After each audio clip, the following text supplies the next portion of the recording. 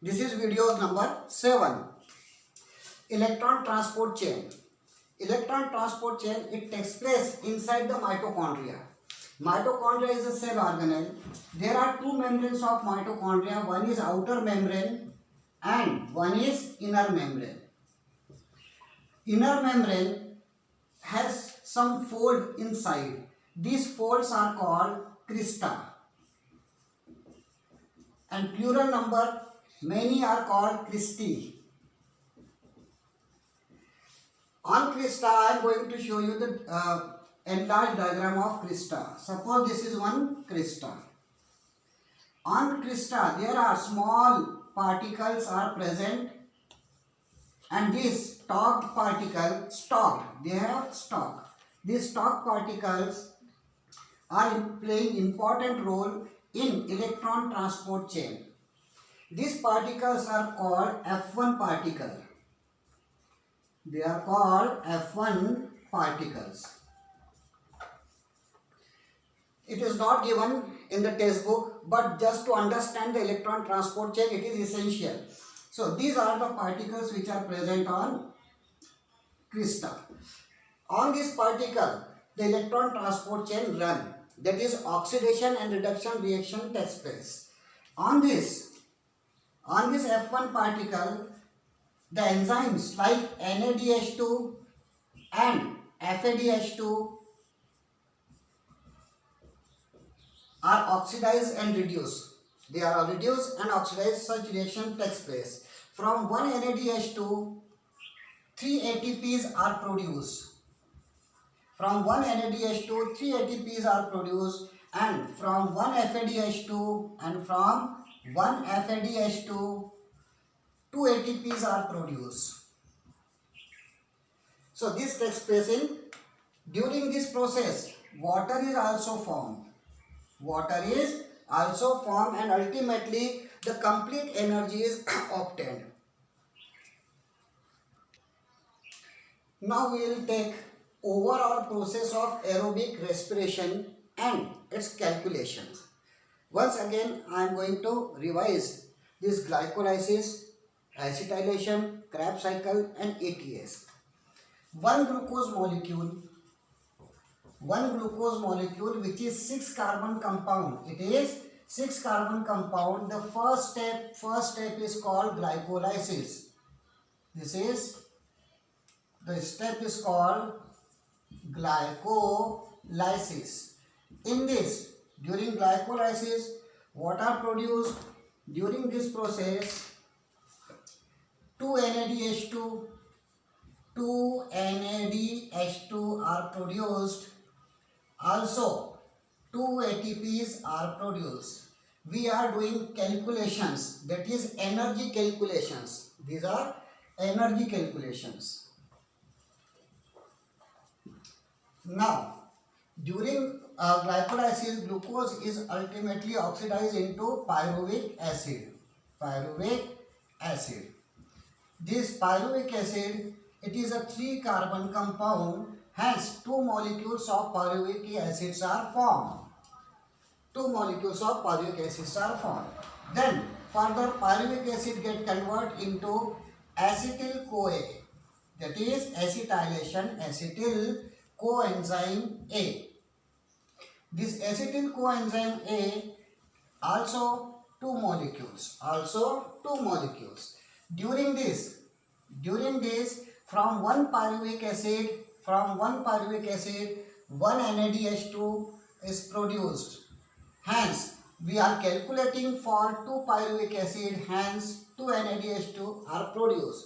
We are looking only the energy molecules. No ATP formation takes place during this process. Then after, it is 2 carbon compound. 3 carbon to 2 carbon. Hence, carbon dioxide is released out. 2 molecules. Now, 2 acetyl-CoA molecules are there. They enter into the Krebs cycle.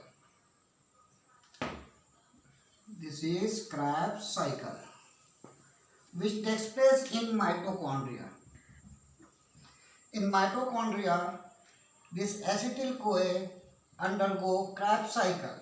The first compound is OAA, which react with acetyl-CoA and forms citric acid. Citric acid, the first chemical which is produced during this reaction. Hence, it is Krebs cycle is also called. Hence, Krebs cycle is also called citric acid cycle. Then many other compounds are formed in between, and ultimately again OA is produced. Hence, it is a cyclic manner. It is from one acetyl-CoA, NADH2. NADH2 is produced, one more NADH2 is produced, one FADH2 is produced, and again one NADH2 is produced. So from one acetyl-CoA, 1, 2, 3 NADH2, that is we are calculating NADH2 3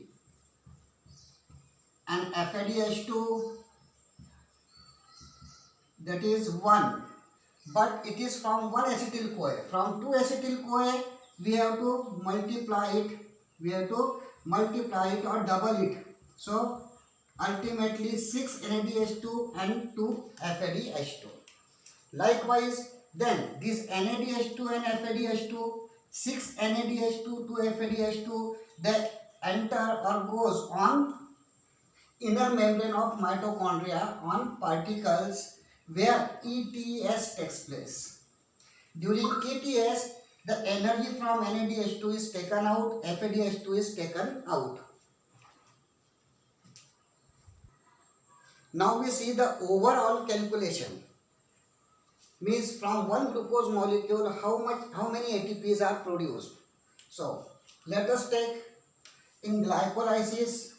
In glycolysis, how many ATP?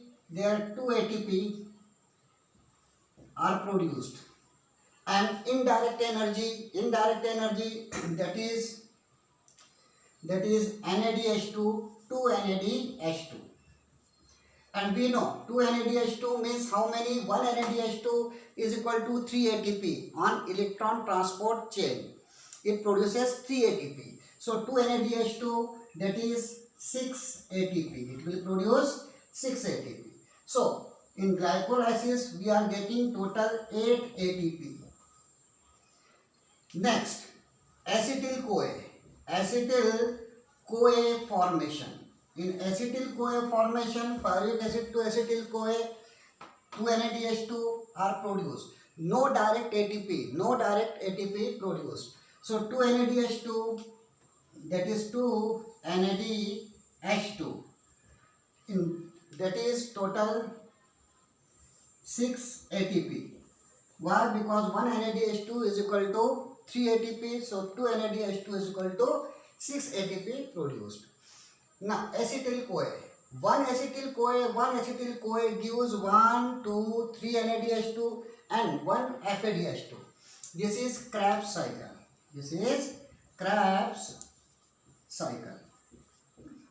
In Krebs cycle, how many NADH2? That is 3 from 1 acetyl-CoA. Hence 6 from 2 acetyl-CoA. So 6 NADH2. And how many FADH2 are produced? 2. So 2 FADH2 are produced.